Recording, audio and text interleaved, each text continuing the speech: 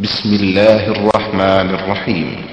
ومن أحسن قولا ممن دعا إلى الله وعمل صالحا وقال إنني من المسلمين.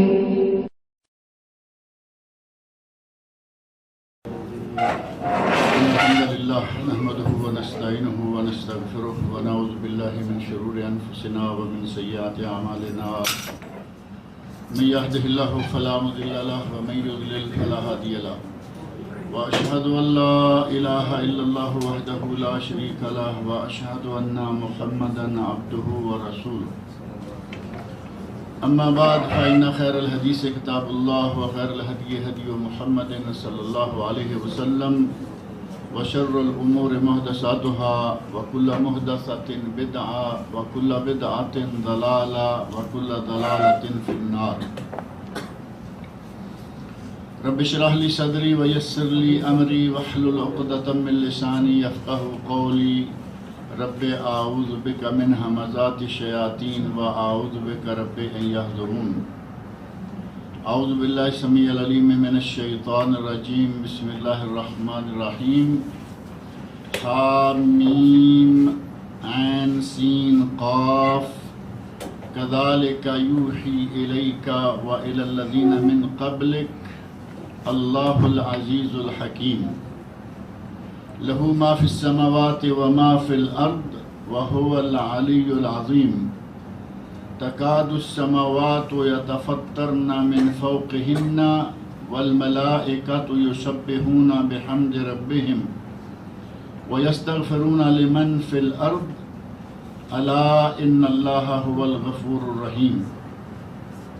والذين اتخذوا من دونه أولياء اللہ حفیظ علیہم وما انت علیہم بوکیل.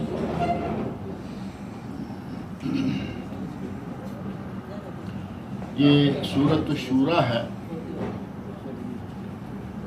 قرآن کریم کی 62ویں سورت اور یہ مکی صورتوں میں سے ہے. اس سورت کا نزول اس سے پہلی جو صورت ہے، ترتیب اس کی بالکل صحیح ہے. اس سے پہلے جو صورت گزری ہے سورہ حامیم سجدہ، اس کے بعد ہی اس کا نزول بھی ہوا ہے.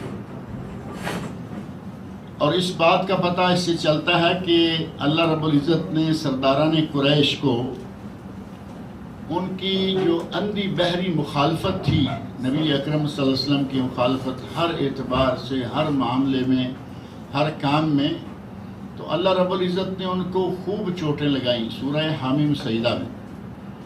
اور اس صورت میں بھی وہ باتیں جو ہیں وہ آ رہی ہیں. لگتا ہے کہ جیسے ایک مسلسل مضمون ہوتا ہے.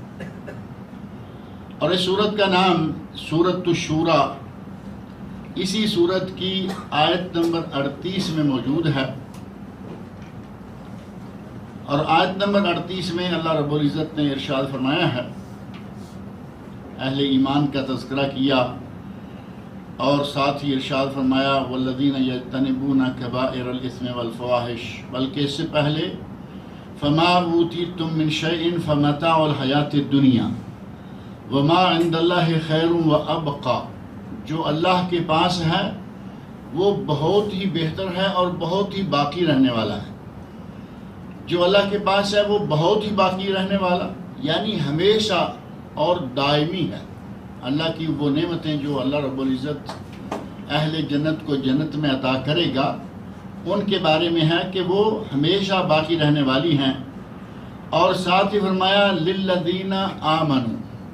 یہ نعمتیں کن کے لیے ہوں گی؟ جو ایمان والے ہیں، ان لوگوں کے لیے جو کہ ایمان لائے. وعلی ربہم یتوکلون. اور وہ اپنے رب پر توکل کرتے ہیں. اہل ایمان کے مختلف اوصاف اللہ رب العزت نے ذکر فرمائے کہ وہ ایمان لائے، اللہ کی ذات پر وہ توکل کرتے ہیں. والذین یجتنبون کبائر الاثم والفواحش. اور بڑے گناہوں سے بچتے ہیں اور فحاشی کے کاموں سے بھی بچ کے رہتے ہیں. وَإِذَا مَا غَضِبُوا هُمْ يَغْفِرُونَ. اور اگر کبھی ان کو غصہ آ جائے کسی کے کسی کام یا کرتوت کی وجہ سے وہ ناراض ہو جائیں تو ناراضگی کو اپنے دل میں بٹھا کر نہیں لیے پھرتے، بلکہ وہ معاف کر دیتے ہیں، بخش دیتے ہیں۔ والذین استجابوا لربہم، اور وہ لوگ کہ جنہوں نے اللہ کے فرمان کو، اللہ کے احکام کو قبول کر لیا، وَأَقَامُوا الصَّلَاةَ، اور نماز قائم کی، وَأَمْرُهُمْ شُورَى بَيْنَهُمْ، اور ان کے سارے معاملات آپس میں صلاح مشورے سے ہوتے ہیں۔ وَأَمْرُهُمْ شُورَى بَيْنَهُمْ، یہ ہے سورت کا نام شورا، ان کے سارے معاملات آپس میں صلاح مشورے سے ہوتے ہیں۔ وَمِمَّا رَزَقْنَاهُمْ يُنْفِقُونَ، اور جو کچھ ہم نے انہیں دیا ہے وہ ہمارے دیے ہوئے میں سے اللہ کی راہ میں خرچ کرتے ہیں۔ گویا کہ اللہ رب العزت نے یہاں اہل ایمان کے بعض اوصاف بھی گنوا دیے، اور اس صورت کا نام بھی اسی صورت کی آیت نمبر 38 میں موجود ہے، جہاں فرمایا وَأَمْرُهُمْ شُورَى بَيْنَهُمْ، کہ اہل ایمان کے معاملات جو ہیں وہ آپس میں صلاح مشورے سے ہوتے ہیں۔ اور اس صورت میں اللہ رب العزت نے بہت سارے مضامین بیان فرمائے ہیں اہل شرک کے بارے میں، اہل ایمان کے بارے میں، جیسے کہ اہل ایمان کی صفات آپ کے سامنے اس آیت نمبر 38 اور اس سے پہلی آیات میں موجود ہیں۔ اللہ رب العزت نے اس آیت کا آغاز، اس صورت کا آغاز چند حروف سے کیا ہے، اور وہ حروف 5 ہیں۔ بعض صورتوں کے آغاز میں 2 حرف ہیں، تا ہا 2، یاسین 2، اور جب ہم لکھتے ہیں تو پھر وہ دوسری طرح کا یاسین ہوتی ہے، یا الف سین یہ نون 5 حرف بنا دیتے ہیں، جبکہ وہ حرف کل 2 ہیں یاسین، جیسا کہ طٰہٰ ہے۔ یاسین طٰہٰ میں 2 حرف ہیں، اور سورۃ البقرہ کا آغاز الف لام میم 3 حروف سے ہوا، اور اسی طرح الف لام را، الف لام را وہاں بھی 3 حروف ہیں، اور اس سورہ شورا کا آغاز 5 حروف سے کیا گیا، اور یہ 5 حروف 2 آیتیں بھی شمار کی گئی۔ حامیم 1 آیت مکمل ہوگی، اور آگے عین سین قاف دوسری آیت مکمل ہوگی۔ مکی صورتوں کی جو ایک خاص خاصیت یا ایک خاص وصف بیان کیا گیا ہے، چھوٹی چھوٹی آیات، اب دیکھیں 2 حرف آیت مکمل، 3 حرف اور آیت مکمل۔ اللہ رب العزت نے جن جن صورتوں کا آغاز اس طرح کے حروف سے کیا ہے، ان کے پہلے بھی کئی ایک مرتبہ یہ بات ذکر ہوئی ہے، ان صورتوں کے آغاز میں اللہ رب العزت نے عربوں کو چیلنج کیا ہے۔ عرب جو کہ اپنے آپ کو اہل زبان، اپنے آپ کو اہل زبان اور باقی لوگوں کو غیر اہل زبان سمجھتے ہیں۔ عربوں کے یہاں جو لفظ عجم ہے، یہ عرب اور عجم، اہل زبان اور غیر اہل زبان۔ اللہ رب العزت نے چیلنج کیا کہ تم اپنے آپ کو اہل زبان سمجھتے ہو، اور اگر واقعی تم اہل زبان ہو تو تمہاری ساری زبان جو ہے جن الف با تا سا 26-28 حروف سے مل کے بنی ہے، انہی حروف سے بنا ہوا یہ قرآن کریم بھی ہے۔ اگر تمہارے درمیان کوئی ایسا شخص ہے کہ جو اس کا ہمارے اس کلام کا مقابلہ کر سکے تو وہ ایسا قرآن کریم لے کے آئے۔ قرآن کریم کے کئی مقامات پر، ایک پر نہیں، اللہ رب العزت نے یہ چیلنج کئی مقامات پر دیا، فرمایا اس قرآن جیسا قرآن لے آؤ، پھر فرمایا کہ اس قرآن کی 10 صورتوں جیسی صورتیں لے آؤ۔ یعنی چیلنج کو مختصر سے مختصر کرتے ہوئے بالآخر اللہ رب العزت نے فرمایا کہ قرآن کی کسی ایک صورت کے مقابلے کی صورت لے آؤ، اور فرمایا نہیں لا سکو۔ چیلنج کے ساتھ ہی اللہ رب العزت نے فائنل ٹچ بھی دے دیا کہ یہ تم سے نہیں ہوگا۔ وَلَوْ كَانَ بَعْضُكُمْ لِبَعْضٍ ظَهِيرًا، اگرچہ تم سارے مل کر ایک دوسرے کا تعاون کر کے، ایک میں فصاحت ہے، دوسرے میں بلاغت ہے، اس میں یہ ہے، اس میں وہ ہے، ساری دنیا مل جاؤ، میرے اس قرآن کے مقابلہ میں تو قرآن نہیں لا سکتے۔ اللہ رب العزت نے بالکل آغاز میں یہ چیلنج کر دیا، اور جہاں جہاں یہ حروف ہیں الف لام میم، الف لام را، ہا میم عین سین قاف، اور دوسرے حروف، جہاں یہ حروف آئے ہیں آگے ساتھ ہی قرآن کریم کا ذکر آ گیا، یا قرآن، یا کتاب، یا وحی۔ الف لام میم ذالک الکتاب قرآن کریم، اور یہاں ہے ہا میم عین سین قاف کذالک یوحی الیک وحی قرآن کریم۔ ان چیزوں کا باہم اکٹھے آنا، قرآن کریم کا ذکر آنا اور ان حروف کے ذکر آنے کو علماء کرام نے کہا کہ یہ اللہ رب العزت کی طرف سے سارے بنی آدم کو چیلنج ہے کہ تم بھی یہ حروف استعمال کر کے باتیں کرتے ہو، اور ہم نے بھی انہی حروف سے یہ کلام نازل کیا ہے۔ اس کے مقابلے میں قرآن لاؤ، اس کے مقابلے میں 10 صورتیں لاؤ، اس کے مقابلے میں 1 صورت لاؤ، یہ تم نہیں کر سکو۔ کذالک یوحی الیک، اسی طرح وحی کرتا ہے اے میرے نبی تمہاری طرف۔ الیک حضرت محمد رسول اللہ صلی اللہ علیہ وسلم کو خطاب ہے کہ اے میرے نبی، ہم نے آپ کی طرف وحی کی ہے، وَإِلَى الَّذِينَ مِن قَبْلِكَ، اور وہ انبیاء جو تم سے پہلے گزرے ہیں ان کی طرف بھی ہم نے وحی کی۔ اور یہاں اللہ رب العزت نے کیا انداز اختیار فرمایا ہے، کذالک یوحی الیک وَإِلَى الَّذِينَ مِن قَبْلِكَ اللہ العزیز الحکیم۔ فائل جو ہے وہ آدھی آیت سے بھی آگے جا کر ہے۔ اللہ العزیز الحکیم، اللہ غالب اور اللہ حکمت والا، وہ ذات ہے جو کہ وحی کرتی ہے آپ کی طرف، اور اسی ذات نے وحی کی تم سے پہلے انبیاء کی طرف۔ اب وحی کیا ہے؟ بعض صحابہ کرام نے پوچھا کہ یا رسول اللہ آپ پر وحی کیسے آتی ہے؟ تو نبی اکرم صلی اللہ علیہ وسلم نے ارشاد فرمایا کہ مجھ پر وحی مختلف شکلوں میں آتی ہے۔ امام بخاری رحمۃ اللہ علیہ نے اپنی صحیح بخاری کا آغاز ہی وحی سے کیا ہے۔ کتاب الوحی، باب کیف بدأ الوحی، باب بدء الوحی، کہ وحی کیسے شروع ہوئی۔ اور اہل علم نے، شارحین حدیث نے لکھا کہ امام بخاری رحمۃ اللہ کا وحی سے آغاز کرنا طہارت سے نہیں کیا، نماز سے نہیں کیا، ایمان سے نہیں کیا، آغاز کس سے کیا؟ وحی سے، کیونکہ شریعت کی بنیاد کیا ہے؟ وحی۔ انہوں نے جو شریعت کی بنیاد ہے اسی بات کو سب سے پہلے رکھا۔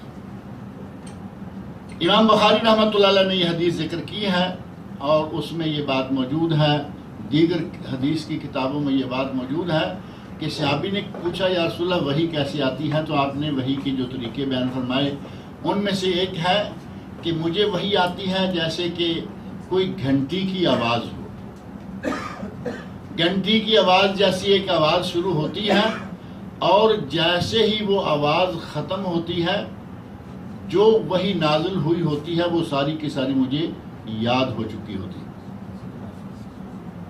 ایک آواز ہے لیکن وہ کلمات والی آواز بظاہر نہیں ہے، آواز ہے جس طرح کہ گھنٹی بجتی ہے۔ اور آپ نے فرمایا کہ میرے لیے یہ سب سے سخت ترین قسم ہے وحی کی، جب یہ وحی آتی ہے تو یہ میرے لیے بڑی بھاری ہوتی ہے۔ ام المومنین حضرت عائشہ صدیقہ رضی اللہ عنہا بیان فرماتی ہیں کہ عین سردی کے دنوں میں، سردی میں پسینہ آنا عجیب لگتا ہے نا، عین سردی کے دنوں میں نبی اکرم صلی اللہ علیہ وسلم پر وحی نازل ہونا شروع ہوتی اور آپ کا پسینہ، آپ کا چہرہ مبارک پسینہ پسینہ ہو جاتا۔ اتنی شدید، اتنی اللہ رب العزت کی یہ وحی جو ہے نبی اکرم صلی اللہ علیہ وسلم پر بھاری ہوتی تھی کہ آپ پسینہ پسینہ ہو جاتے تھے۔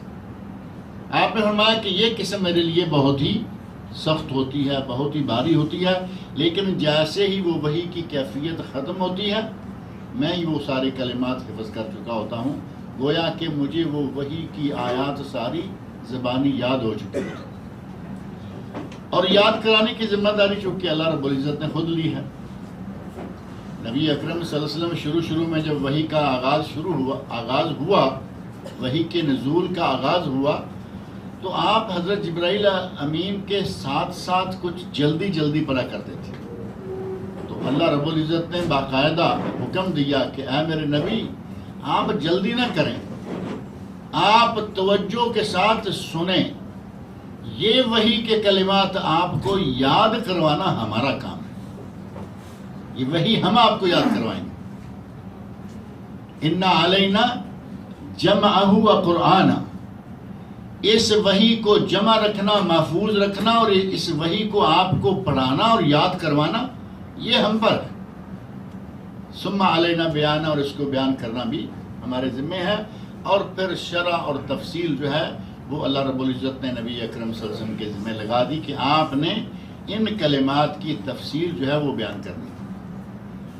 تو گویا وحی کے نزول کے جو انداز ہیں ان میں سے ایک انداز ہے ایک گھنٹی کی آواز کی طرح، اور وہی مکمل ہو گئی اور وہی نبی اکرم صلی اللہ علیہ وسلم کو زبانی یاد ہو گئی.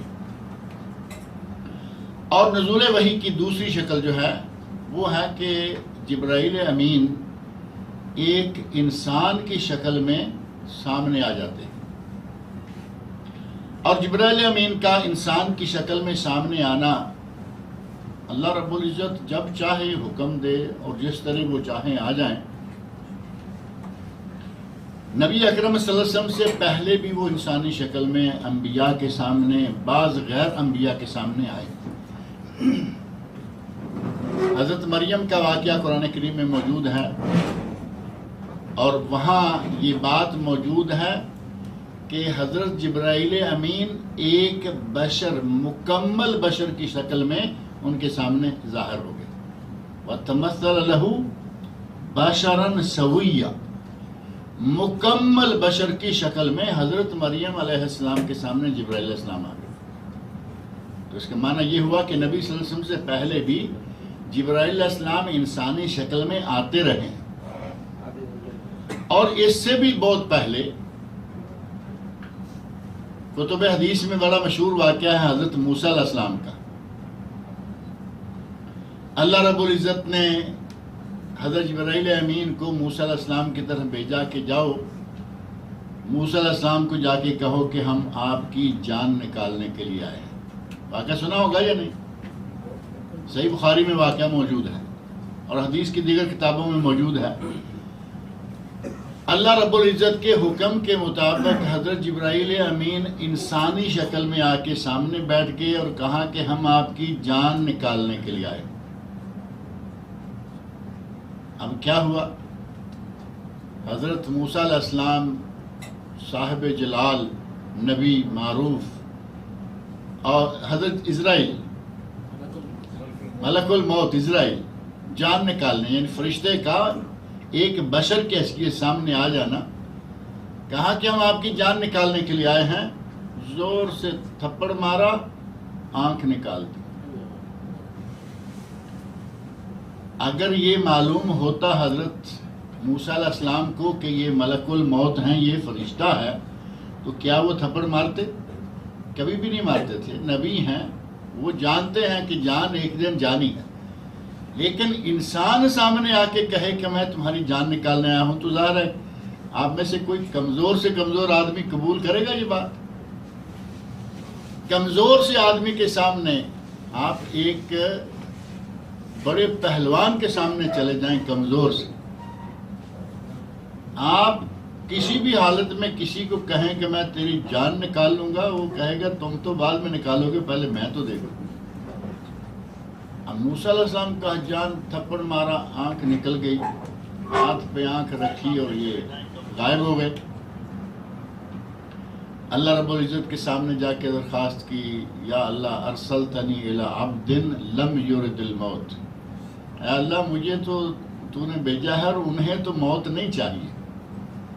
تو اللہ رب العزت فرمایا جاؤ جا کے ان سے کہو کہ بیل کے پشت پہ ہاتھ رکھیں، اس کے نیچے جتنے بال آ جائیں گے وہ گنیں، انہیں کہیں ہم تمہیں اتنی عمر زیادہ دے دیتے. تو موسیٰ علیہ السلام پوچھتے ہیں ثم ماذا، اتنی عمر اور دو گے تو پھر کیا ہوگا؟ کہا ثم الموت، اب پھر موت آئے گی، یعنی موت تو آئے گی ہی آئے گی۔ تو موسیٰ علیہ السلام کہا کہ پھر اپنا کام کرو، یعنی فرشتے کا انسانی شکل میں آنا ملک الموت کا موسیٰ علیہ السلام کے سامنے، اور حضرت جبرائیل امین کا حضرت مریم علیہ السلام کے سامنے، اور ہمارے نبی صلی اللہ علیہ وسلم کے سامنے، وہ بھی صحیح بخاری، مسلم اور دیگر حدیث کی کتابوں میں مشہور واقعہ ہے کہ حضرت جبرائیل امین آئے، انسانی شکل میں ہے، دو زانوں جیسے اتحیات بیٹھا جاتا ہے اس طرح آ کے نبی صلی اللہ علیہ وسلم کے سامنے بیٹھ گئے۔ وَأَسْنَدَ رُكْبَتَيْهِ رُكْبَتَيْهِ، نبی صلی اللہ علیہ وسلم کے گھٹنوں کی طرح اپنے گھٹنے آمنے سامنے، یعنی جیسے دو آدمی اتحیات بیٹھے ہوئے ہوں لیکن ایک دوسرے کے آمنے سامنے۔ وَوَضَعَ يَدَيْهِ عَلَى فَخِذَيْهِ، اپنے دونوں ہاتھ اپنی رانوں پر رکھ لیے، اتحیات کی شکل ہے نا پوری، اور ساتھ ہی ایک با ادب طالب علم کی شکل بھی یہی ہے، با ادب طالب علم بن کر سامنے آ کے بیٹھے ہیں اللہ کے فرشتے، انتہائی مقدس مخلوق، لیکن آئے بھی کہاں ہیں، وہاں بھی تو کوئی کمی نہیں ہے نا۔ نبی اکرم صلی اللہ علیہ وسلم امام الانبیاء والرسل سامنے آ کے بیٹھے اور آ کے سوالات کرنا شروع کیے۔ وہ سوالات تو آپ کو معلوم ہے، تفصیل میں جائیں گے بات لمبی ہو جائے گی۔ ایمان کے بارے میں پوچھا کہ ایمان کیا ہے، اور ان کی شکل حضرت عمر فاروق نے بیان کی ہے۔ حضرت عمر فاروق کہتے ہیں کہ آدمی آیا، آ کے بیٹھ گیا، یہ بیٹھنے کا انداز سارا حضرت عمر فاروق کا بیان کرتا ہے۔ اس طرح بعد بیٹھ گیا، شدید و بیاض الثیاب، انتہائی سفید اجلے کپڑے، شدید و سواد الشعر، بال بالکل سیاہ رنگ کے، یعنی جتنے کپڑے سفید اتنے بال سیاہ۔ لا یرا علیہ اثر السفر، اس شخص پر سفر کی کوئی نشانات نظر نہیں آتے۔ ولا یعرفہ منا احد، اور ہم میں سے اسے کوئی جانتا بھی نہیں۔ اگر محلے سے اٹھ کے آئے تو پتہ لگتا ہے کہ بھائی صاف ستھرے کپڑے ہیں، یہ تو یہیں کا آدمی ہے، اور پہچانا بھی جاتا ہے۔ مدینہ کے لوگ آپس میں ایک دوسرے کو پہچانتے تھے، مدینہ اتنا بڑا تھا نہیں۔ کہتے ہیں کہ ہم میں سے کوئی بھی اسے پہچانتا نہیں تھا، اور اس پہ سفر کے کوئی نشانات بھی نہیں ہیں۔ ہم سارے ابھی اسی گم میں ہیں کہ یہ کیا ہے۔ تو اس نے سوال کرنا شروع کیا اور کہا اخبرنی عن الایمان، مجھے بتائیے ایمان کیا ہے۔ آپ نے ایمان کے 6 ارکان جو ہیں وہ بیان کیے، وہ 6 تو سب کو آتے ہیں نا۔ ایمان کے 6 ارکان، آمنت باللہ وملائکتہ وکتبہ ورسلہ والقدر خیرہ وشرہ والبعث بعد الموت۔ فرمایا صدقت، آپ نے سچ کہا ہے۔ اب حضرت عمر فاروق کہتے ہیں کہ ہم انتہائی تعجب میں مبتلا ہو گئے۔ یسألہ ویصدقہ، پوچھتا بھی ہے اور تصدیق بھی کر رہا ہے۔ ایک آدمی کسی سے آ کے سوال پوچھے تو وہ یہ تو نہیں کہتا کہ ہاں آپ نے ٹھیک کہا ہے، یہ کہے گا کہ مجھے سمجھ آ گئی ہے۔ وہ کہہ رہے ہیں کہ آپ نے ٹھیک کہا، کہتے ہیں کہ ہمیں بڑا تعجب ہوا کہ سوال بھی کرتا ہے پہلے خود، اور بعد میں کہتا ہے کہ آپ نے ٹھیک کہا ہے۔ اس کا معنی یہ کہ اس کو تو معلوم ہے یہ بات۔ دوسرا سوال کیا اخبرنی عن الاسلام، اسلام بتائیے کیا ہے۔ تو نبی اکرم صلی اللہ علیہ وسلم نے اسلام کے 5 ارکان بتا دیے، ایمان، نماز، روزہ، زکوٰۃ اور حج۔ ارکان 5 گن کے بتا دیے، کہا ٹھیک ہے۔ پھر وہ کہتا ہے کہ مجھے احسان کے بارے میں بتائیے کہ احسان کیا ہے۔ اخبرنی عن الاحسان، آپ نے فرمایا ان تعبد اللہ کأنک تراہ فإن لم تکن تراہ فإنہ یراک، تم اللہ کی عبادت اس انداز سے کرو، اس یکسوئی سے کرو، اور اللہ کے ساتھ اس طرح لو لگا کے عبادت کرو کہ گویا تم اللہ کو دیکھ رہے ہو۔ عبادت کے دوران تمہاری کیفیت ایسی ہو جائے کہ گویا تم اللہ کو دیکھ رہے ہو۔ اب یہ کیفیت آپ اندازہ کر کے دیکھ لیں کہ ہماری کیفیت ایسی ہوتی ہے۔ ہماری نماز کے دوران بھی گھڑی پہ نظر ہے، آنے جانے والے پر نظر ہے۔ یہ کیفیت ہو جائے کہ ہم گویا کہ اللہ کو دیکھ رہے ہیں، ہمیں ایسا نہیں ملتا۔ اور ساتھ ہی یہ بھی فرما دیا فَإِن لَّمْ تَكُن تَرَاهُ فَإِنَّهُ يَرَاكَ، اگر یہ کیفیت نہیں ہو سکتی تو کم از کم یہ تو ہو کہ تم اللہ کو نہیں دیکھ رہے، یہ تو تمہارے دل میں تصور ہو کہ تمہیں اللہ دیکھ رہا ہے۔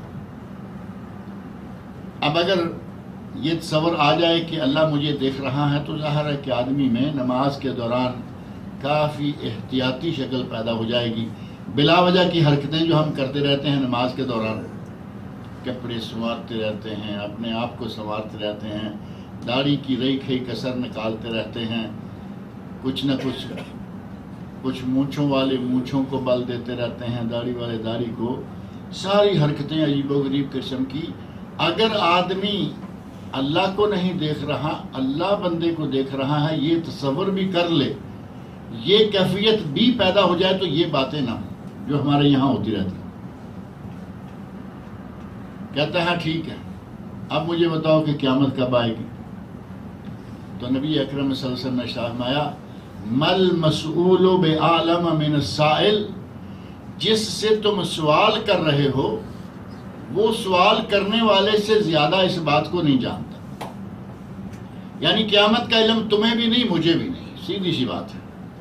نہ تم جانتے ہو قیامت کب آئے گی اور نہ میں جانتا ہوں کہ قیامت کب آئے گی۔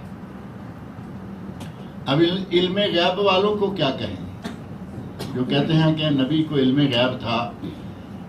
بخاری و مسلم کی احادیث ہیں سیدھی سیدھی کہ مجھے میں نہیں معلوم قیامت کب آئے گی۔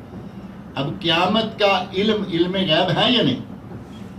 اگر یہ کہیں کہ نبی صلی اللہ علیہ وسلم کو علم غیب تھا تو یہاں آپ خود کہہ رہے ہیں کہ مجھے معلوم نہیں۔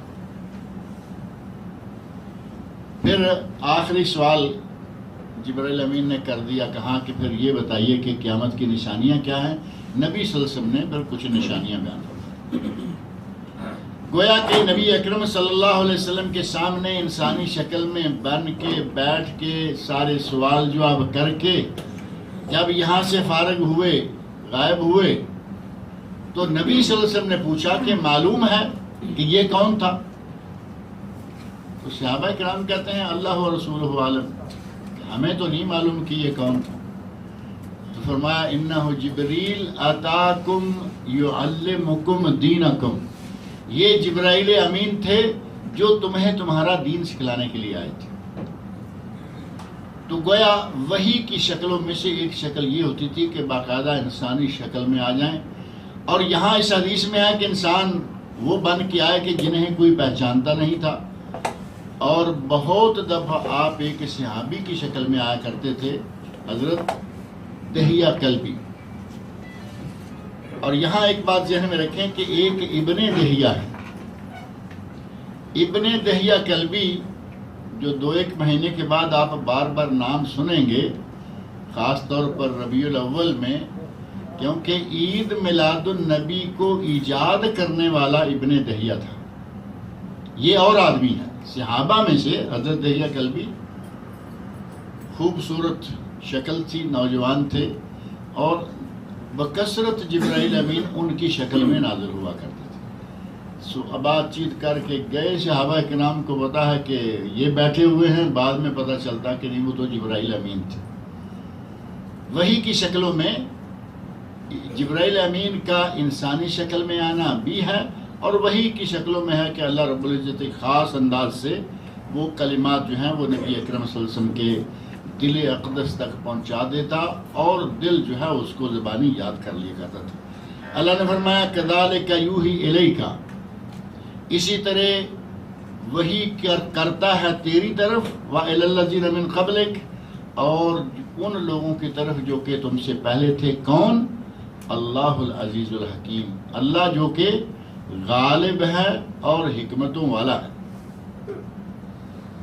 آگے فرمایا لہو ما فی السماوات و ما فی الارض، جو کچھ آسمانوں میں ہے اور جو کچھ زمینوں میں ہے وہ سب اللہ ہی کا ہے۔ جو کچھ آسمانوں میں ہے زمینوں میں ہے وہ کس کا ہے؟ سارے کا سارا اللہ کا ہے۔ زمینوں کو بنانے والا اللہ، آسمانوں کا بنانے والا اللہ، زمینوں آسمانوں میں جو کچھ ہے ان کا بنانے والا اللہ، اور اس پوری کائنات کو، اس کے تمام امور کو چلانے والا اللہ۔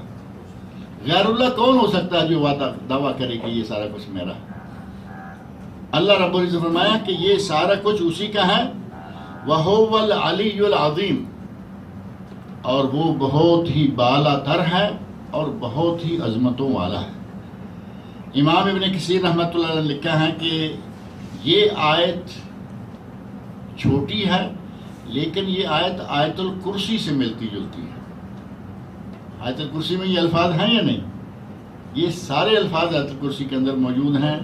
اللہ لا الہ الا هو الحی القیوم، آگے نا حی الحی القیوم، لا تاخذہ سنۃ ولا نوم، لہ ما فی السماوات وما فی الارض، اور یہاں ہے لہ ما فی السماوات وما فی الارض، اور آیت الکرسی کے آخری کلمات ولا یعودہ حفظہما وہو العلی العظیم، اور یہاں ہے وہو العلی العظیم۔ گویا کہ آیت الکرسی جو انتہائی اہمیت والی اور انتہائی فضیلت والی آیت ہے، اس میں اس پر اضافی کچھ امور ہیں، اور ان اضافی امور میں سے ایک بات پچھلے درس میں بھی ذکر کی تھی جو شفاعت سے تعلق رکھتا ہے، کہ اللہ کے یہاں یہ نہیں کہ کوئی بھی اٹھ کے سفارش کر دے گا، اور یہ نہیں کہ کسی کی بھی کوئی سفارش کر دے گا۔ پہلی بات یہ کہ جس کو اللہ حکم دے گا، جس کو اللہ اجازت دے گا، وہ سفارش کرے گا، اور دوسرا یہ کہ اللہ اس کی سفارش کرنے کا حکم دے گا جس سے اللہ راضی ہوگا۔ یعنی یہ دو چیزیں ہیں، سفارش کرنے کی اجازت اس کو ملے گی جس کو اللہ حکم دے گا، اور سفارش اس کی ہوگی جس سے اللہ راضی ہوگا۔ وہ موضوع بھی اس آیت الکرسی کے اندر موجود ہے، اور ساتھ ہی اور امور بھی ہیں۔ اسی لیے اللہ رب العزت نے اپنی کرسی کا ذکر بھی اسی میں فرمایا، وسع کرسیہ السماوات والارض، اللہ کی کرسی زمین و آسمانوں پر وسیع ہے۔ اور اسی کے ساتھ میں نے ذکر کیا تھا کہ اللہ کی کرسی بہت وسیع ہے، اور یہ اتنی بڑی وسع کرسیہ السماوات والارض، زمینوں آسمانوں کی وسعتوں سے بڑی کرسی، اور یہ کرسی جو ہے اس کا طول و عرض کتنا ہے؟ اللہ رب العزت کے قدم مبارک کی جگہ ہے، اور عرش اس سے بھی بہت بڑا ہے۔ اور کرسی اور عرش کا کتنا فرق ہے؟ گویا کہ ایک لوہے کا یا کسی بھی چیز کا چھوٹا سا انگلی پہ پہننے والا چھلا ہی کہا جاتا ہے نا، اور کوئی لفظ بھی ہوگا، بہرحال مختلف علاقوں میں مختلف چیزوں کے لیے یہ استعمال کیا جاتا ہے۔ انگوٹھی کہہ لیں، انگوٹھی کا چھوٹا سا جو رنگ ہے، اس رنگ کو بہت بڑے صحرا میں پھینک دیا جائے تو کرسی کی حیثیت رنگ کی ہے اور عرش کی حیثیت صحرا کی ہے۔ کتنی بڑی بڑی چیزیں اللہ رب العزت کے سامنے کوئی حیثیت نہیں رکھتی ہیں، ان ساری چیزوں کا تذکرہ بھی یہاں آیت الکرسی میں موجود ہے۔ اسی لیے نبی اکرم صلی اللہ علیہ وسلم نے اس آیت الکرسی کی اتنی فضیلت بیان فرمائی، اور ساتھ ہی اس کی اتنی اہمیت کر دی کہ اس کو ہر فرض نماز کے بعد پڑھا جایا کرے۔ اور ہم کوشش کرتے ہیں سارے ہی فرض نماز کے بعد اس کو پڑھتے ضرور ہیں، لیکن اب ہمیں بتائیے کہ کتنے لوگ ہیں جن کو پتہ ہے کہ اس آیت الکرسی میں کیا لکھا ہے؟ ایک گنتی میں آ جائیں گے۔ پڑھتے ہیں، یاد کیا ہوا ہے، اللہ علیہ العظیم تک ساری یاد ہے، لیکن کبھی ہمت کر کے اس کا ترجمہ، اس کی تھوڑی بہت تفسیر جو ہمارے پاس کتابیں موجود ہیں، تھوڑی سی ہمت کر کے یہ بھی دیکھیں کہ اس میں کیا لکھا ہے۔ کیا وجہ ہے کہ نبی صلی اللہ علیہ وسلم فرماتے ہیں کہ ہر فرض نماز کے بعد پڑھو؟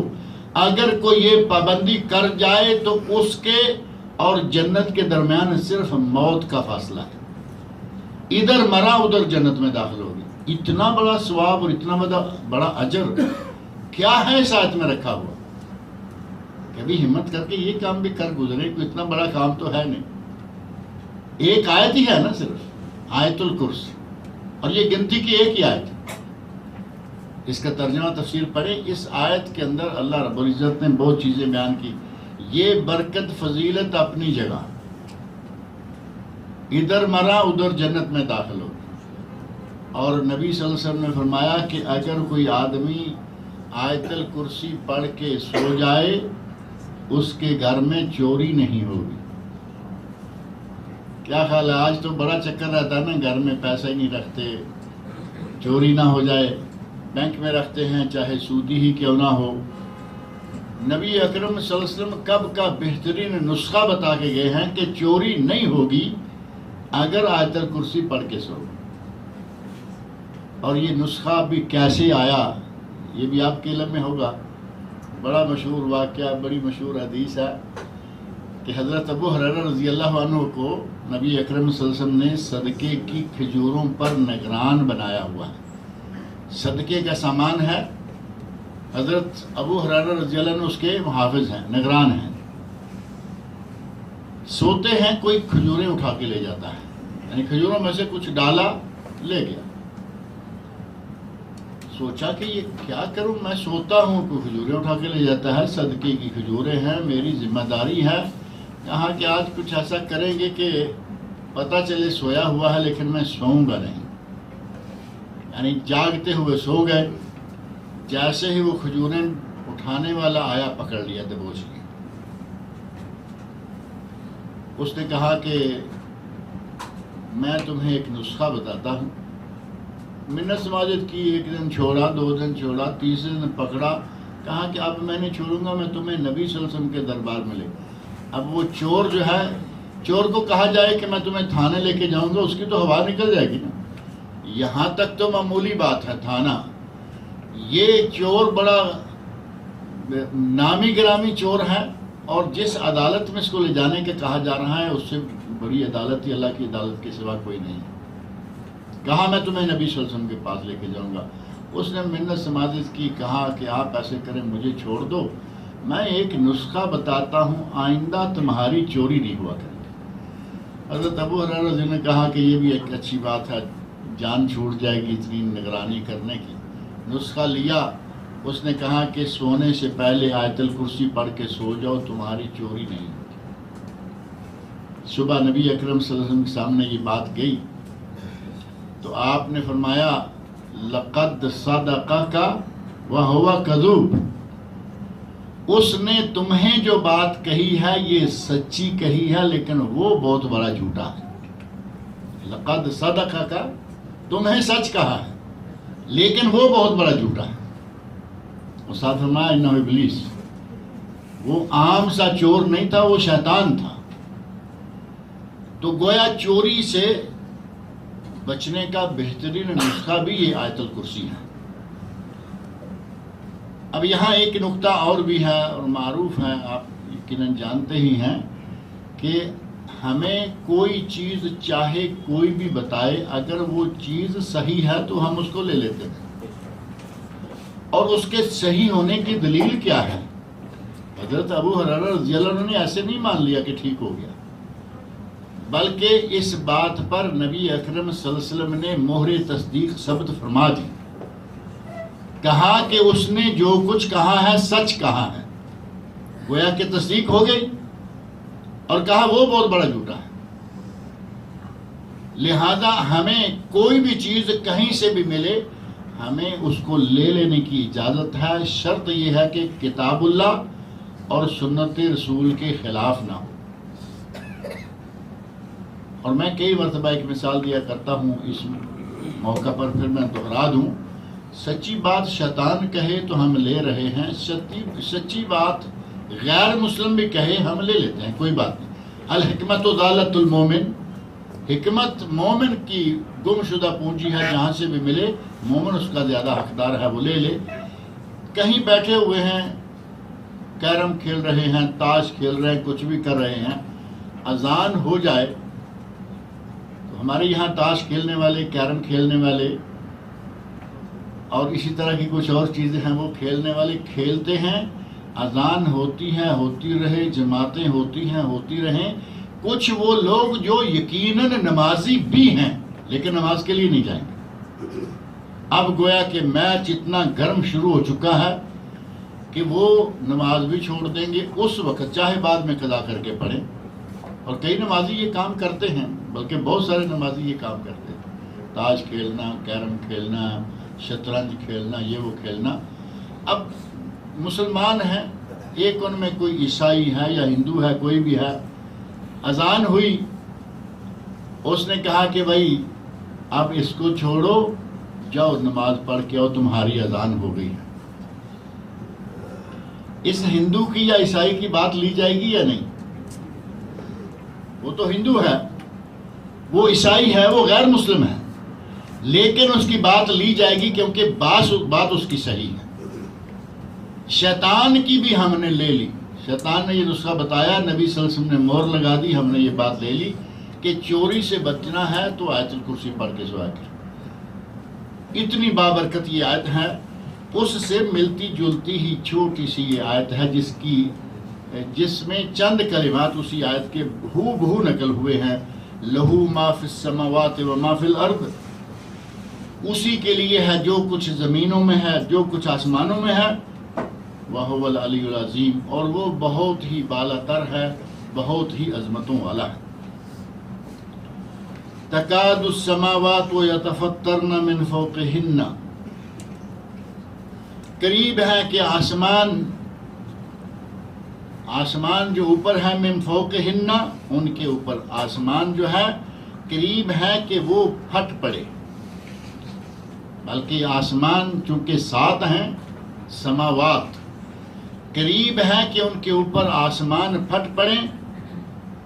اور یہ آسمانوں کا پھٹ پڑنا کیوں کہا گیا ہے؟ اللہ رب العزت کی عظمت، اس کی شان کے سامنے آسمان زمین کوئی حیثیت رکھتے ہیں؟ اللہ اتنی عظیم الشان شخصیت ہے کہ قریب ہے کہ اللہ کے ڈر سے آسمان پھٹ جائے. اللہ کے ڈر سے آسمان پھٹ جائے. اور کبھی کبھی ایسا بھی ہوتا ہے کہ کوئی اتنا انہونا کام کرے تو لوگ کہتے ہیں کہ آسمان نہ پھٹ گیا، زمین نہ پھٹ کے یہ نہ ہو گیا، کہا جاتا ہے نا. اور قرآن کریم میں اللہ رب العزت میں آسمانوں کے پھٹنے کا ذکر اس طرح کی باتوں کے بارے میں بھی کیا گیا ہے. قرآن کریم میں اللہ رب العزت نے ایک مقام پر آسمان کے پھٹنے کا ذکر آیا ہے، اور وہ ہے سورہ مریم میں. سورہ مریم میں اللہ رب العزت نے ارشاد فرمایا، آیت نمبر 88، وَقَالُ اتَّخَذَ الرَّحْمَنُ وَلَدًا، لوگوں نے کہا کہ اللہ کی اولاد ہے. یہ بات ہے یا نہیں انہونی؟ کہا کہ یہ اللہ کو اولاد کہہ رہے ہیں کہ اللہ کی اولاد ہے. قریب ہے کہ آسمان پھٹ جائیں، زمین شق ہو جائے اور پہاڑ ریزہ ریزہ ہو جائیں. اتنی انہونی بات کرتے ہیں. آیت 88 میں فرمایا، وَقَالُ اتَّخَذَ الرَّحْمَنُ وَلَدًا، رحمان کے اولاد ہیں. اللہ نے، رحمان نے اولاد لی. اتخذ کا معنی یعنی اس کی ہے. کہتے ہیں کہ اللہ کی اولاد ہے. لقد جئتم شیئا ادا، تم تو بہت بری اور بہت بڑی بات کہہ رہے ہو. جو آدمی یہ کہے کہ اللہ کی اولاد ہے، یہ بری بات ہے یا نہیں؟ انتہائی بری بات ہے. اللہ رب العزت اولاد سے منزہ، اللہ رب العزت والدین سے منزہ. لم یلد ولم یولد، نہ اسے کسی نے جنم دیا، نہ اس نے کسی کو جنم دیا، نہ والدین نہ اولاد. لقد جئتم شیئا ادا، کہا گیا کہ تم تو بہت ہی بھاری اور بہت ہی بری، اللہ کی ذات کے بارے میں بہت ہی بری بات کر رہے ہو. تکاد السماوات یتفطرن منہ، تمہاری اس بات کی وجہ سے ہو سکتا ہے کہ آسمان پھٹ جائیں. وتنشق الارض، اور زمین شق ہو جائے.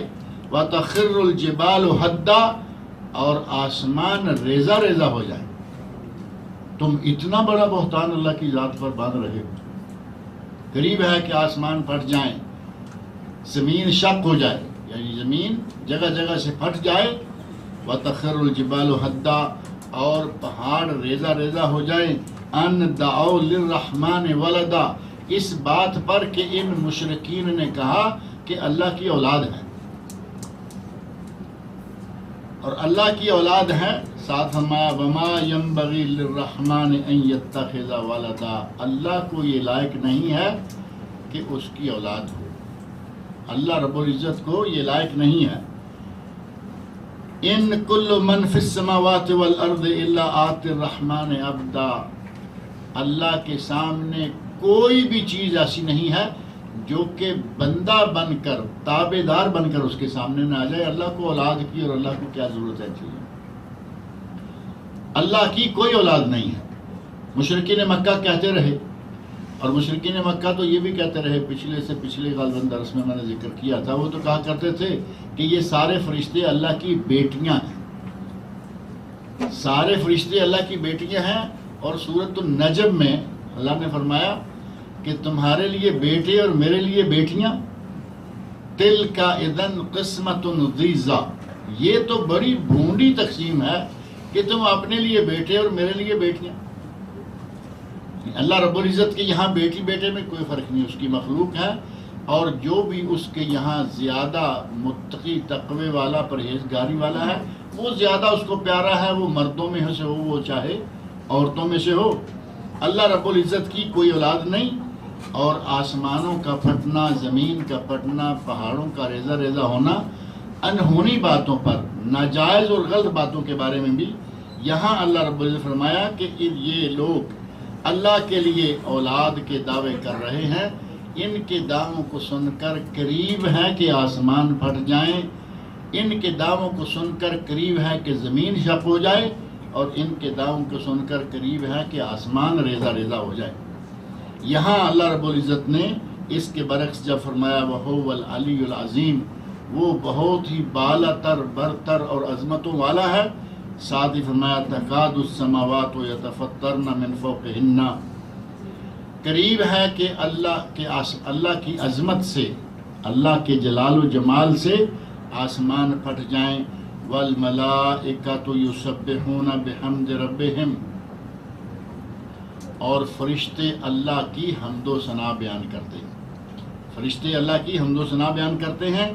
وَيَسْتَغْفِرُونَ لِمَنْ فِي الْأَرْضِ، اور اللہ کے فرشتے زمین والوں کے لیے اللہ سے مغفرت طلب کرتے رہتے ہیں۔ اللہ کے فرشتوں کو زمین والوں کے کرتوتوں کا پتہ ہے کہ یہ کیا کر رہے ہیں، لیکن دیکھیں ہمارے لیے فرشتے کتنے مہربان ہیں کہ وہ ہمارے لیے اللہ سے مغفرت طلب کرتے ہیں، یا اللہ اپنے بندوں کو معاف کر دے۔ ہم ان کا کیا کر رہے ہیں؟ فرشتوں کا کچھ سنوارتے ہیں ہم ان کا، لیکن وہ اللہ رب العزت نے ان کو ایسی فطرت عطا کی ہے۔ یہ کچھ خاص فرشتے ہیں، فرشتوں میں سے بھی ہر فرشتہ اس کام تو نہیں لگا ہوا نا، اللہ رب العزت نے کام دیے ہوئے ہیں۔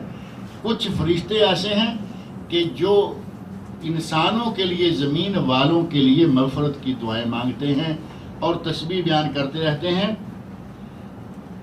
الا ان اللہ هو الغفور الرحیم، خبردار بے شک اللہ بہت ہی بخشنے والا اور بہت ہی رحم کرنے والا ہے۔ اور اس بات کو اللہ رب العزت نے دوسرے مقام پر بھی ذکر کیا کہ کچھ فرشتے ایسے ہیں جو کہ اللہ کے عرش کو اٹھائے ہوئے ہیں۔ قرآن کریم کے ایک مقام پر اللہ نے فرمایا کہ کچھ فرشتے ایسے ہیں جو اللہ کے عرش کو اٹھائے ہوئے ہیں، اور اللہ کے عرش کو جن فرشتوں نے اٹھا رکھا ہے وہ تسبیح بھی بیان کرتے ہیں اور دنیا والوں کے لیے مغفرت کی دعائیں بھی وہ کرتے رہتے ہیں۔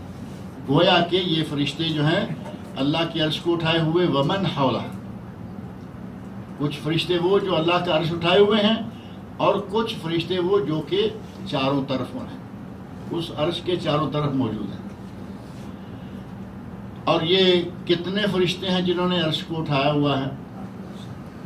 بعض ضعیف روایات میں آتا ہے کہ 4 فرشتے ہیں جنہوں نے عرش کو اٹھایا ہوا ہے۔ آپ عرش الہی کا بھی پہلے اندازہ کر لیں، جو ابھی میں نے ذکر کیا، کتنی عظمت، کتنی شان ہے کہ کرسی جو زمین و آسمان سے بڑی ہیں، وہ صرف موضع و قدم رب، اللہ رب العزت کے قدم مبارک کی جگہ ہے، اور کرسی جو ہے وہ اتنی عرش کے سامنے اس کی صرف اتنی حیثیت ہے کہ اللہ رب العزت نے اس کرسی کو فرمایا کہ زمین و آسمان سے بڑی، اور وہ اللہ کے قدم مبارک کی جگہ، اور ایک بہت بڑے صحرا میں ایک چھوٹا سا رنگ پھینک دیا جائے تو وہ اللہ کے عرش کے مقابل میں کرسی کی حیثیت بنتی ہے۔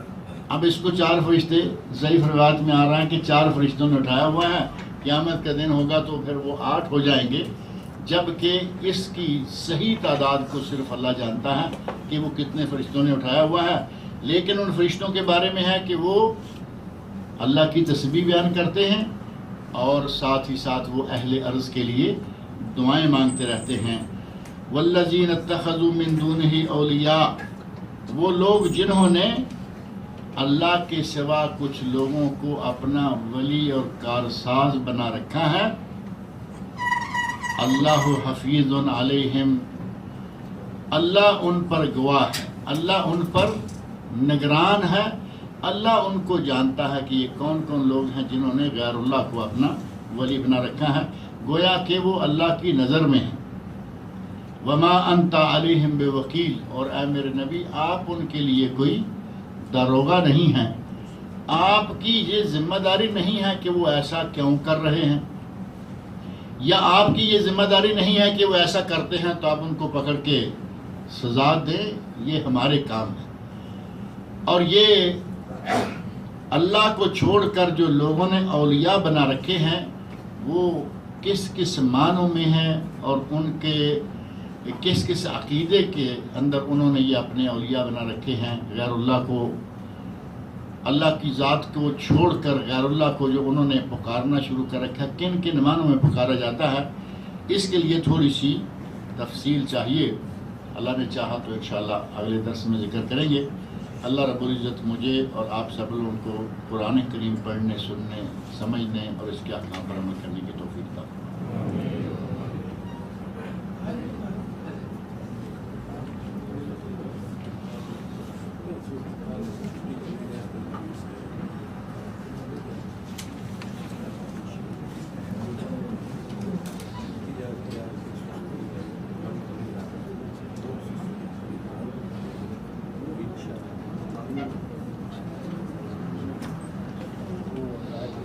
ایک سوال کسی نے کیا ہے کہ اگر 5 ضعیف حدیثیں مل جائیں تو کیا وہ حسن کے درجہ کو پہنچ جاتی ہیں؟ علامہ البانی رحمۃ اللہ علیہ نے لکھا ہے کہ کبھی ایسا ہوتا ہے کہ ضعیف روایات ملیں، الگ الگ سندیں ہیں، اور ان میں سے ایک سند دوسری سند تیسری سند مل کر ضعیف سند کا ذوف جو ہے وہ ختم کر دیتی ہیں، اور کبھی کبھی ایسے ہوتا ہے کہ 5 سندیں مل جائیں تو ذوف اور بڑھ جاتا ہے۔ اب اس بات کو سمجھنے کے لیے تفصیل چاہیے۔ آپ یوں سمجھ لیں مختصر انداز سے کہ ایک سند میں ایک راوی کہیں کمزور ہے، اوپر کا استاد وہی ہے اور نیچے کا شاگرد بھی وہی ہے۔ ایک دوسری سند آ گئی، اوپر کا استاد وہی ہے، نیچے والا شاگرد بھی وہی ہے، لیکن درمیان میں بیان کرنے والا وہ ضعیف نہیں ہے، وہ صحیح ہے۔ پہلے استاد نے کیا بیان کیا، نیچے والے شاگرد نے کیا بیان کیا، اور درمیان والے راوی نے جو بیان کیا ضعیف کی جگہ دوسری روایت میں صحیح آ گیا، ضعف ختم ہوا یا نہیں؟ اور دوسری شکل جو ہے وہ یہ ہے کہ اوپر کا استاد وہی ہے، نیچے شاگرد بھی وہی ہے، درمیان والا جو راوی ہے پہلا راوی ضعیف تھا، اور یہ جو راوی ہے یہ ساتھ ہی کسی دوسرے باطل عقیدے کا ماننے والا بھی ہے، ضعیف ہوئی یا حسن ہو گئی، پہلے سے بھی زیادہ ضعیف ہو گئی۔ ہمارے بعض لوگ جو اہل بدعت ہیں، خاص طور پر بدعتیں چلانا، بدعتوں کو رواج دینا، بدعتوں پہ عمل کرنا، لوگوں کو بدعتوں پہ لگائے رکھنا، ان میں یہ نظریہ آ رہا ہے کہ 4-6 روایتیں مل جائیں تو وہ حسن کے درجے کو پہنچ جاتی ہیں، جبکہ ہر شکل میں نہیں۔ اگر پہلی روایت کا ذوف دور کرنے والے اسباب ملیں تب وہ حسن کے درجے کو آئے گی، ورنہ نہیں۔ ورنہ ایسا بھی ممکن ہے کہ 4 سے اکٹھی ہو گئی تو ذوف اور بڑھ جائے گا، ساری کی ساری ضعیف اکٹھی ہو جائیں گی۔ لہذا اس بات کو ذہن میں رکھیں. ہمارے بعض علماء کی بات یہ میں کبھی کبھی پڑھتا اور سنتا ہوں، وہ کہتے ہیں جی نہیں وہ 5-6 روایتیں ہیں. بھائی 5-6 روایتوں سے کیا ہوگا؟ ہو سکتا ہے کہ 5-6 ہونے سے وضو پہلے سے بھی زیادہ ہو چکا ہو.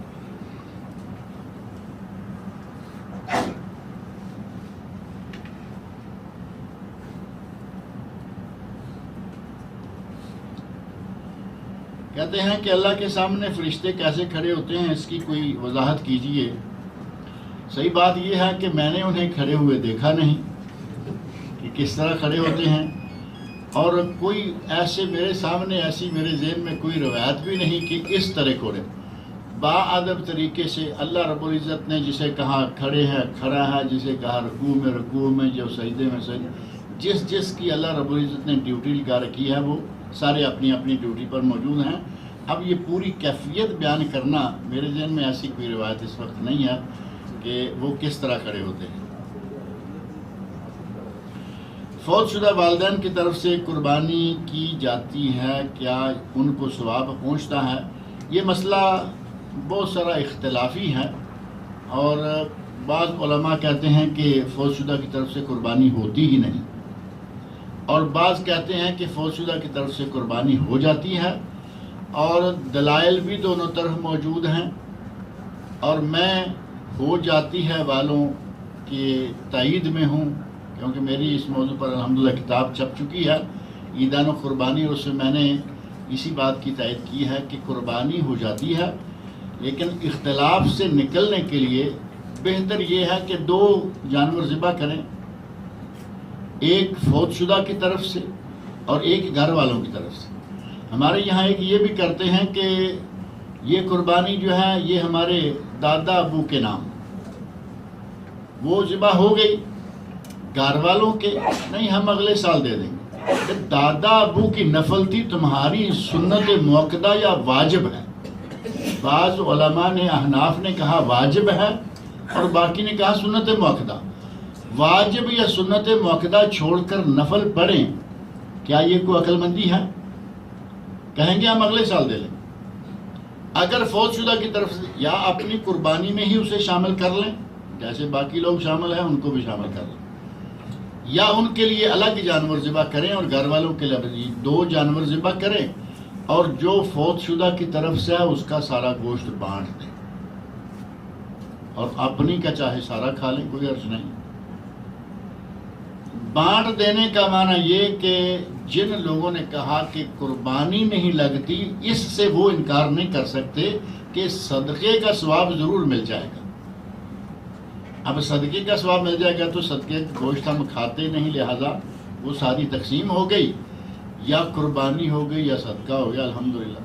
لیکن یہ کہ وہ ضائع جائے گی ایسا کچھ نہیں، کیونکہ 2 طرفہ دلائل موجود ہیں، ضائع والی کوئی چیز نہیں. اب یہ سوال ہے عمرہ بدل کے بارے میں. حج بدل تو معروف ہے اور اس کے دلائل صحیح احادیث میں موجود ہیں. صحابہ کرام نے پوچھا، شبرما والی حدیث بڑی مشہور ہے، وہ تو آپ کے ذہن میں ہوگی، لبیک عن شبرما، اے اللہ میں شبرما کی طرف سے حج کرنے آیا ہوں. نبی صلی اللہ علیہ وسلم نے پوچھا من شبرما، وہ کون ہے؟ تو کہا کہ میرا بھائی ہے یا میرا قرابت دار ہے. تو آپ نے فرمایا کیا اپنا حج کیا ہوا ہے؟ کہا نہیں. فرمایا پہلے اپنا حج کرو، بعد میں شبرما کے لیے حج کرنے کے لیے آنا. یہ حج بدل کی دلیل ہے، اور اس میں یہ دلیل بھی موجود ہے کہ جس نے پہلے اپنا حج نہ کیا ہوا ہو وہ حج بدل نہیں کر سکتا. فرمایا پہلے اپنا حج کرو پھر شبرما کی طرف سے آنا. ایک عورت نے کہا کہ میری ماں، اس نے نظر مانی تھی لیکن وہ حج نہیں کر پائی، کیا میں کروں؟ فرمایا کرو. اللہ اس بات کا زیادہ حقدار ہے کہ اس کا قرضہ ادا کیا جائے. نظر جو ہے وہ قرضہ ہو گیا. ایک اور خاتون کہتی ہیں کہ میرے والد اس حیثیت کو پہنچ گئے تھے کہ وہ حج کریں، لیکن اتنے بوڑھے اور کمزور تھے کہ لا یثبت علی الراحلہ، وہ سواری پر بھی بیٹھے نہیں رہ سکتے تھے. موجود ہیں، سواری پر بھی نہیں بیٹھے رہ سکتے. کیا میں ان کی طرف سے حج کر لوں؟ تو فرمایا کر لو. مرد کی طرف سے عورت، عورت کی طرف سے مرد، عورت کی طرف سے عورت اور مرد کی طرف سے مرد. 4 شکلیں ہیں نا، چاروں شکلیں صحیح احادیث میں موجود ہیں، لہذا حج بدل میں تو کسی قسم کا کوئی شک نہیں ہے۔ اور یہ غلط فہمی بھی نکل جانی چاہیے جو عموماً سوچتے رہتے ہیں کہ کوئی خاتون ڈھونڈو جو ہماری اماں کی طرف سے حج کر کے آ جائے۔ خاتون ڈھونڈنے کی ضرورت نہیں ہے، کوئی بھی جائے حج کرنا ہے، اور اماں یا ابا یا جو بھی فوت ہو چکے ہیں اب ان کے لیے بعد میں جو حج کرے گا ثواب اللہ تعالیٰ ان کو مہیا کرے گا۔ وہاں کوئی محرم غیر محرم کا مسئلہ نہیں ہے کہ حج محرم کی طرف سے کرے یا عورت مرد کی، سارے واقعات موجود ہیں کہ کوئی بھی کسی کی طرف سے حج کرے، اس نے اپنا پہلے حج کیا ہونا چاہیے۔